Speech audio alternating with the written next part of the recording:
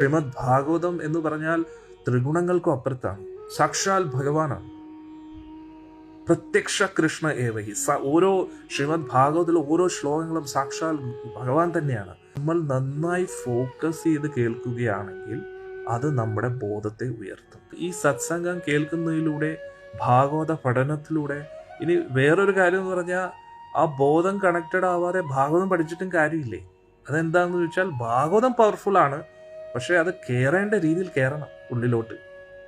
മനസ്സിലായില്ലേ? ഒരു മരുന്ന് അത് ഫലിക്കണമെങ്കിൽ ആ മരുന്ന് കഴിക്കണം. മരുന്ന് കഴിക്കാതെ അതിൻ്റെ ആ ഒരു ക്യാപ്സൂളിൻ്റെ ഭംഗിയും ആ മരുന്നിൻ്റെ ബോട്ടിലിൻ്റെ ഭംഗിയും നോക്കിക്കൊണ്ട് കാര്യമില്ല.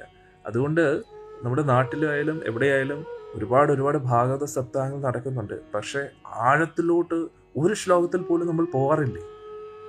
ഭാഗവത കഥകൾ നമ്മൾ കേൾക്കുന്നുണ്ട്, പക്ഷേ ഭാഗവതത്തിലോട്ട് ഇറങ്ങുന്നില്ല. ഭാഗവതത്തിലോട്ട് ഇറങ്ങണമെങ്കിൽ എന്ത് ചെയ്യണം? ഭാഗവതത്തിൽ ഇറങ്ങിയ വ്യക്തികളിൽ നിന്നേ നമുക്ക് ആ ഭാഗവതത്തിലോട്ട് ഇറങ്ങാൻ പറ്റൂ.